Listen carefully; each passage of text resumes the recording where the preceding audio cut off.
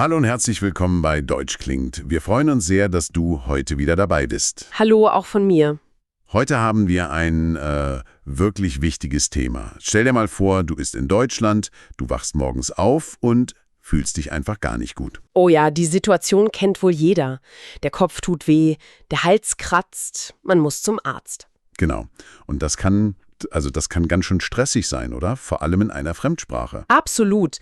Man hat vielleicht Angst, nicht die richtigen Worte zu finden, um zu erklären, was einem fehlt. Und genau diese Angst, die wollen wir dir heute nehmen. Aber keine Sorge. Nach unserer heutigen intensiven Lerneinheit wirst du dich viel, viel sicherer fühlen.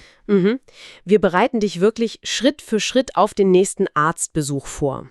Sodass du genau weißt, was du sagen musst und, ja, was dich so erwartet. Wir schauen uns heute wirklich alles Wichtige an.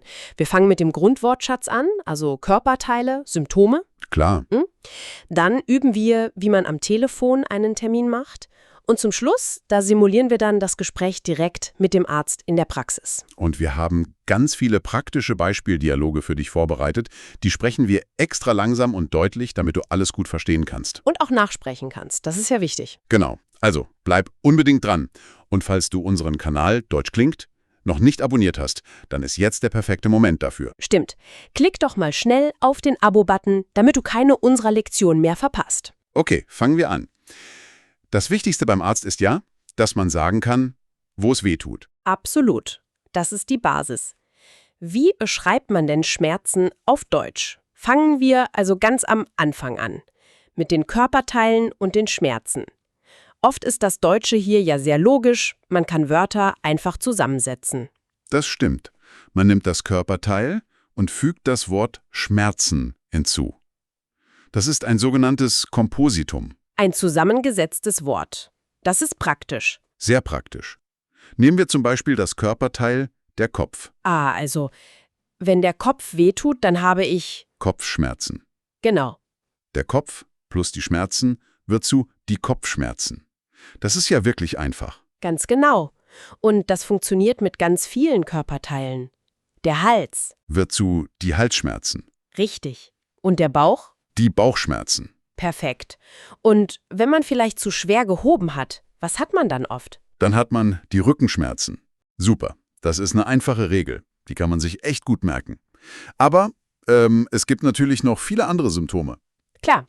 Was ist denn zum Beispiel, wenn man sich so richtig heiß fühlt, die Stirn ganz warm ist und man vielleicht so ein bisschen zittert? Dann hat man wahrscheinlich Fieber. Man sagt ganz einfach, ich habe Fieber. Okay. Wenn man die genaue Temperatur kennt, kann man auch sagen, ich habe 39 Grad Fieber. Und wenn man immer wieder so husten muss, dann hat man Husten. Das Verb ist husten und das Nomen ist der Husten. Ich habe Husten. Und was ist mit dem ganz klassischen Erkältungssymptom, wenn die Nase die ganze Zeit läuft? Dafür haben wir das Wort der Schnupfen. Ich habe Schnupfen. Okay, der Schnupfen. Und hier gibt es diese lustige Redewendung, die du eben erwähnt hast. Wir sagen halt wirklich, meine Nase läuft. Das ist so gut. Das Verb laufen, das man ja eigentlich vom Joggen kennt. Genau das. Das ist gut zu wissen. Es gibt ja auch Symptome, bei denen die Grammatik ein bisschen speziell ist. Zum Beispiel dieses unangenehme Gefühl im Magen, wenn man denkt, man muss sich gleich übergeben. Richtig, das ist ein ganz, ganz wichtiger Punkt für alle, die Deutsch lernen.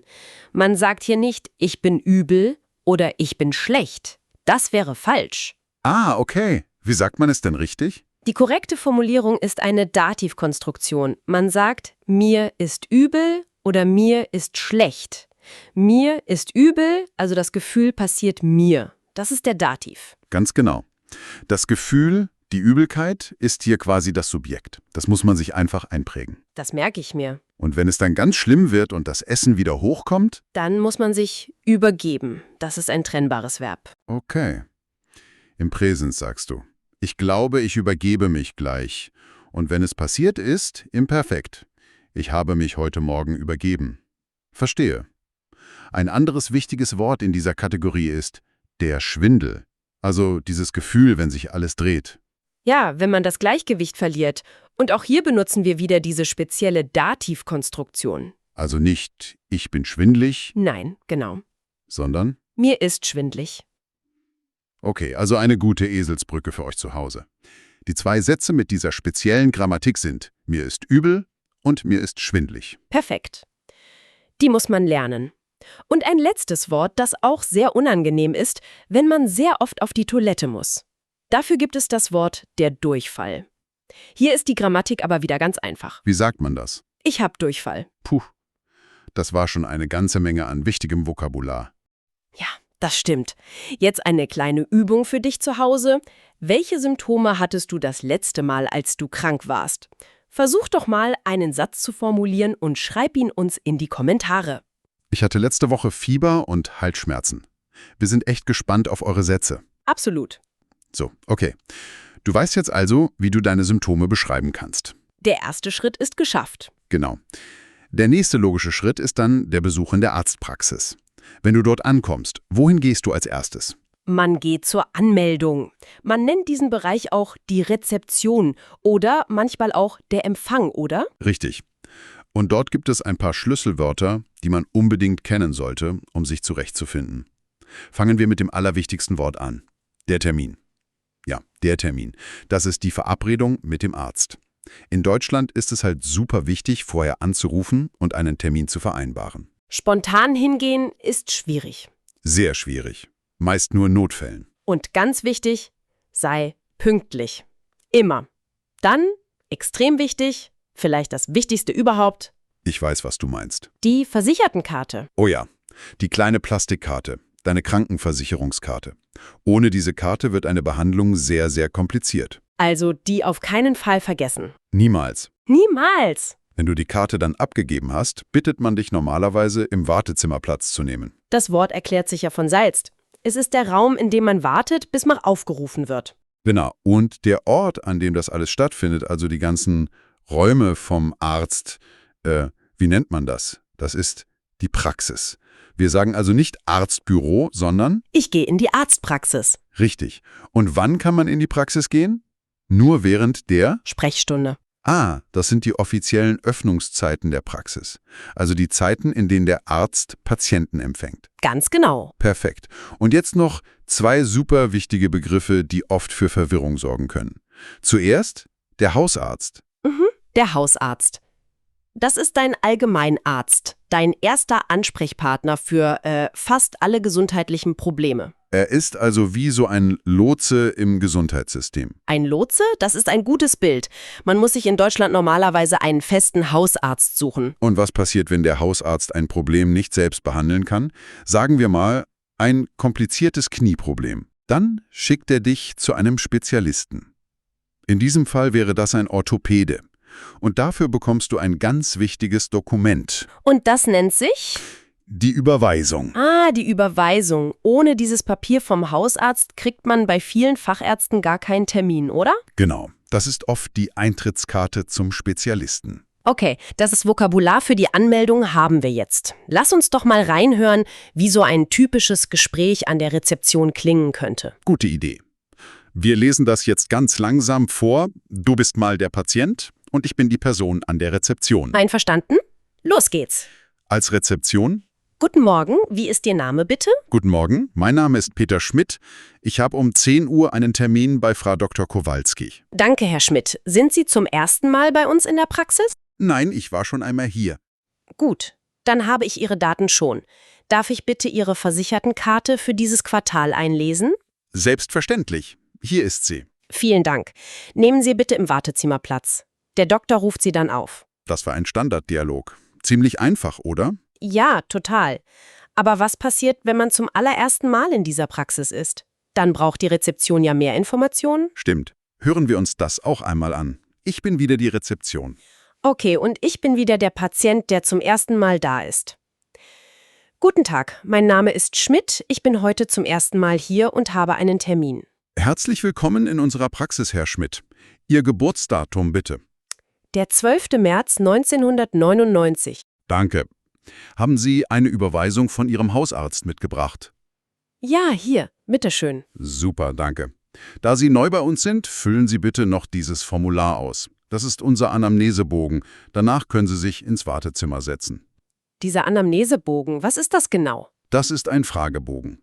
Darin fragt die Praxis nach wichtigen Informationen wie Vorerkrankungen, also Krankheiten, die du früher hattest. Ah, verstehe. Nach Allergien und auch nach Medikamenten, die du regelmäßig nimmst. Okay, so, jetzt bist du angemeldet, du hast das Formular ausgefüllt, im Wartezimmer gewartet und wirst endlich aufgerufen. Herr Schmidt, bitte, endlich, du bist nun beim Arzt im Behandlungszimmer. Jetzt kommt der wichtigste Teil. Du musst genau beschreiben, was dir fehlt. Der einfachste und direkteste Satz ist, auf eine Stelle am Körper zu zeigen und zu sagen, es tut hier weh. Das versteht jeder Arzt sofort. Man kann es natürlich noch genauer machen. Man kann sagen, seit wann man die Schmerzen hat. Seit gestern habe ich starke Kopfschmerzen. Oder ich habe seit 3 Tagen stechende Bauchschmerzen. Solche Adjektive wie stark oder stechend helfen dem Arzt sehr. Absolut. Ärzte fragen auch oft, wie stark der Schmerz ist. In Deutschland ist es total üblich, dafür eine Skala zu verwenden. Ah, die Skala von 1 bis 10, genau. Der Arzt fragt dann vielleicht, auf einer Skala von 1 bis 10, wie stark ist der Schmerz? Und 1 bedeutet kaum Schmerz und 10 ist der schlimmste vorstellbare Schmerz. Richtig. Und dann kannst du antworten, der Schmerz ist eine 8. Das gibt dem Arzt eine sehr klare Vorstellung. Sehr gut. Was gibt es noch für wichtige Sätze, um seinen Zustand zu beschreiben? Ich habe 38,5 Grad Fieber gemessen. Das ist eine präzise Information. Oder um das allgemeine Gefühl zu beschreiben? Das Energielevel. Ja, man kann sagen, ich fühle mich sehr schwach und müde. Oder auch ganz umgangssprachlich, ich bin total schlapp. Schlapp ist ein super Wort. Ja. Oder um das Schwindelgefühl genauer zu erklären, mir wird besonders schwindlig, wenn ich schnell aufstehe. Ein auch sehr häufiges Symptom, das man erwähnen sollte, ist Appetitlosigkeit. Also, ich habe keinen Appetit. Das bedeutet, man hat keine Lust, etwas zu essen. Genau. Lass uns auch hierzu mal einen typischen Dialog durchspielen. Der Arzt beginnt ja oft mit so einer offenen Frage, oder? Ja, sowas wie, was führt Sie zu mir oder was kann ich für Sie tun? Ich bin der Arzt, du bist der Patient. Einverstanden? Guten Tag, Herr Schmidt. Nehmen Sie doch Platz. Was führt Sie denn zu mir? Guten Tag, Herr Doktor. Ich fühle mich seit 3 Tagen gar nicht gut. Ich huste ständig und habe gestern 38,5 Grad Fieber gemessen. Verstehe. Haben Sie denn noch andere Beschwerden? Ja, ich habe auch Kopf- und Gliederschmerzen. Außerdem ist mir leicht übel und ich habe auch gar keinen Appetit. Okay. Und der Husten, ist der eher trocken oder löst sich auch Schleim? Er ist sehr trocken und brennt im Hals. Besonders nachts ist es schlimm. Gut, dann wollen wir uns das mal genauer ansehen. Ich würde gerne Ihre Lunge abhören. Machen Sie bitte mal den Oberkörper frei. Du siehst, der Arzt stellt sehr spezifische Fragen, um die Ursache der Probleme zu finden. Ja, und es ist wirklich wichtig, so genau und ehrlich wie möglich zu antworten. Absolut. Am Ende der Untersuchung gibt der Arzt dir dann eine Diagnose. Er sagt dir also, welche Krankheit du hast. Und er gibt dir Ratschläge, was du tun sollst.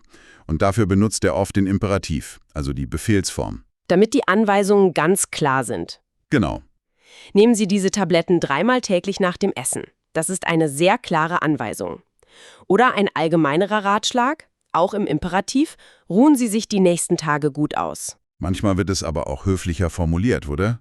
Mit Modalverben. Stimmt. Zum Beispiel, Sie müssen viel trinken, am besten Tee oder Wasser. Oder noch weicher, so als Empfehlung. Sie sollten sich warm anziehen. Und wenn man wirklich krank ist und nicht zur Arbeit gehen kann, bekommt man vielleicht diese ganz klare Anweisung.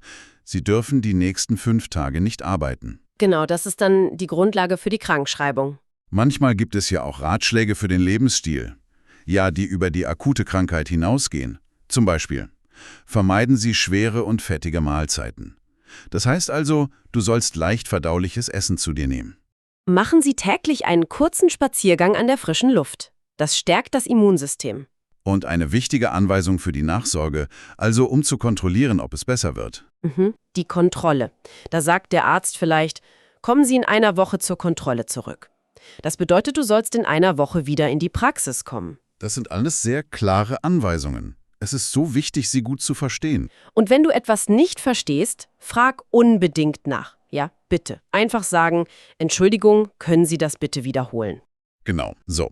Ein letzter kleiner Vokabeltest für dich, bevor wir zum Ende kommen. Was bedeuten diese 4 wichtigen Wörter?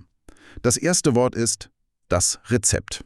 Das ist das rosa oder manchmal blaue Papier vom Arzt, mit dem du in der Apotheke deine Medikamente abholen kannst. Es ist die Verordnung des Arztes. Genau. Das zweite Wort, die Tablette. Das ist die Pille, also die Medizin in fester Form, die man schluckt. Es gibt ja auch Medizin als Saft, Tropfen oder Salbe. Stimmt. Das dritte Wort, sehr, sehr wichtig für alle, die in Deutschland arbeiten oder studieren. Die Krankschreibung. Das ist das offizielle Attest, dieser gelbe Zettel vom Arzt für deinen Arbeitgeber oder die Uni. Er bestätigt, dass du krank bist. Genau. Man nennt es auch Arbeitsunfähigkeitsbescheinigung, aber das Wort ist sehr, sehr lang. Sehr lang. Und das letzte Wort, und wir hoffen, du brauchst es niemals, die Notaufnahme. Das ist die spezielle Abteilung im Krankenhaus für akute, lebensbedrohliche Notfälle. Zum Beispiel nach einem Unfall. Dort geht man ohne Termin hin, aber nur, wenn es wirklich, wirklich ernst ist. Bei Halsschmerzen geht man also nicht in die Notaufnahme. Auf keinen Fall. Super, das hast du toll mitgemacht. So, das war unsere große, intensive Einheit zum Thema beim Arzt in Deutschland. Wir haben über Symptome, die Anmeldung, das Gespräch mit dem Arzt und seine Ratschläge gesprochen. Puh, das war eine Menge. Ja, aber wir hoffen sehr, dass du dich jetzt viel besser und sicherer für den Ernstfall vorbereitet fühlst. Zum Abschluss haben wir aber noch eine Frage an dich, die uns sehr interessiert, wenn du schon in Deutschland lebst. Ja? Welche Erfahrungen hast du mit Ärzten oder im Krankenhaus gemacht? Waren sie positiv oder vielleicht auch mal schwierig? Genau, was findest du am deutschen Gesundheitssystem gut und was vielleicht nicht so sehr? Du kannst auch gerne mal das deutsche System mit dem Gesundheitssystem in deinem Heimatland vergleichen. Oh, das ist eine super Idee.